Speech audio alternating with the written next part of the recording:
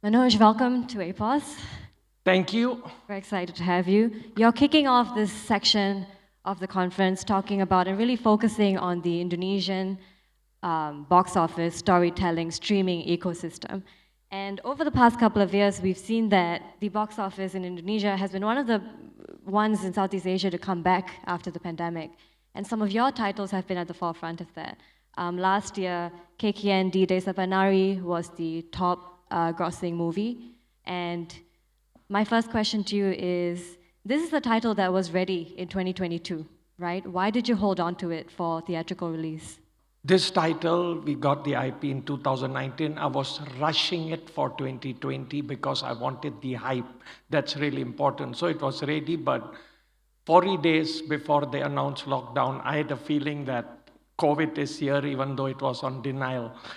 Then I had to move back, and OTT came in, and I sold all our titles remaining, only KKN. I believe whether we got an offer of 5x, the offer came, it's just not for sale. The DCP was locked in the safe. I believe we had to wait. It's a cinema movie. It is not meant to go to OTT because it's not that they don't pay well. They do well. Our programs perform, which I'll talk to you about it. But it is meant to be in cinema. And we wanted to release in 2022 Feb. Second release date. Omicron came, again delayed. So then we decided Lebaran, Eid holidays. That is the strategy in April. What may be the competition? Got it. And what was it, do you think, it was about the IP? Because it came from a pretty interesting source. It was a Twitter story, right? So what was it that you saw that you knew that the movie had to be theatrical? So first I saw the hype was great. I told the team, go get it. They said, we are working on it. Then I saw on YouTube the narration of the story, and I said, oh my God, this is the story that I've been waiting for. It's like you don't necessarily get stories like that 5 years once. You don't. So by getting that, it was such a confident move. It has to be done fast, and we will do it. But still, we could hold and delay. So I guess, because from Twitter, if you see, the viral was there, people were appreciating it, but it's not only a viral, it was a solid content story. Very relatable, grounded, and everyone could relate to it. From KKN means community service, people who graduate got to do, and the villagers. So it's like it's from top to down. Yeah, I think this business is, it is all about gut. It's sixth sense. You have got to have it, or your infrastructure, your team is solid, We know what we can do well, and I think we should know our strength and weakness. Most people don't. As a producer, you know when your movie it's a good movie, but sometimes this won't work. But you have to give a shot because it's a good movie. Maybe it's meant for streaming, because some movies, which does quite disappointing in cinemas, it does really well in streaming. Right. So, that is a very you mentioned, interesting thought. We can talk about streaming, because you've been working with streaming services as well, and I think a lot of studios had to during the pandemic they pivoted to making series. You did as well. What was that experience like, and what did that do to your sort of creative capability? I think pandemic, unfortunately, it was a pandemic, but even though we lost money, it was the best year because we pivoted fast to streaming. We created programs before they were, it was demand, or I just believe streaming would work and it would come to Indonesia. So we made a show, my lecturer, my husband did super well on VTV, then Layangan Putus, again super well. So it's like every show performing, it's not one hit, one wonder. And even Amazon launched late last year, our show released in Amazon, Indo Gajah, which did phenomenal success, like it's their top local show. So I guess that says that we know what the market need and what they want, we combine that. So that's how you get to know, we start to get better and better by knowing the market needs this. Same series, and we know this story suits the series and this story more for features. So it's like how you manage yourself. This IP goes here, this IP goes there. Layangan Putus was a film script ready. we made it into series, and it really did phenomenal, so now we are doing the movie, Layangan Putus, the movie. Right. So you see the opportunity, if I would give KKN to streaming, that's it. How much? 5x, 10x? No franchise. It just become, not the value of IP is created in a different way.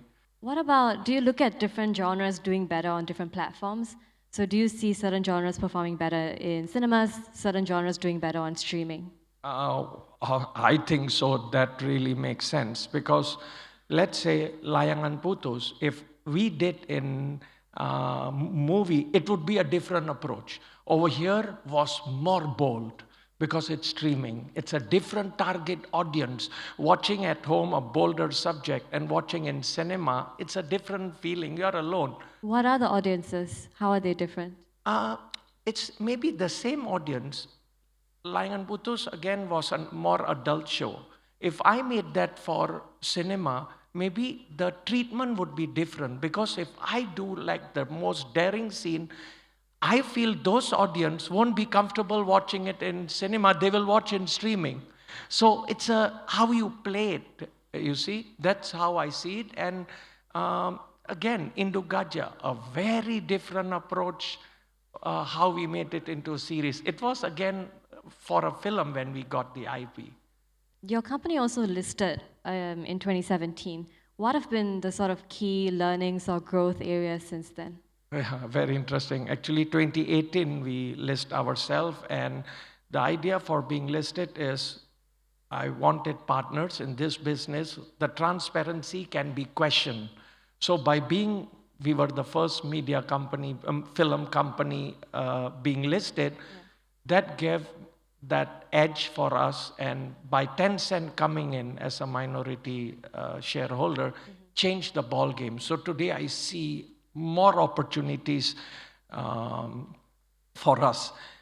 They say content is king. It's like today we have lots of players. Now I'm looking which stadium, which field to play with. That's the platform, so the good player can bring spectators to the field, even though the field is not that great. So that's how I see it. After listing, the mindset, everything have changed, and people question me why and this and that. The doubt was there. Then, of course, I had my belief, and I think it brought MD to a different level and more potential growth, more exciting things that I can see. What's in the future, not just for MD, but how do you unlock the next level of growth and quality for Indonesian film? Oh, definitely. First of all, more genres needs to be made and bring up the level. Going international is my vision. Has been working on it for the last 10 years, but I'm holding myself back. Hopefully, what I can bring is the brand image, because when KKN released, it was very exciting for me. I knew Doctor Strange was there. I'm not afraid of Doctor Strange. I'm afraid only the screen counts in Indonesia. It's 4 or 5 screens a site. If a movie does well, you need 4 screens. You don't get it, even though you're at 300% occupancy. You get 1 or 2 screens. So an opportunity lost there. But I thought this was the best time. We released, and that time, we won against Doctor Strange, 10 million to 6 million. And Pak Manoj, final question from me. Do you have a prediction for the Indonesian film creative industry for the next year? Oh, yes.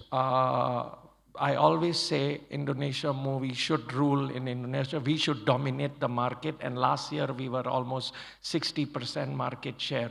So this year, hopefully, we can still go with the right, and MD should contribute as much as possible. And next year, we should be ready to gear up and make that by being the host in our own country, by being the majority market share against Hollywood.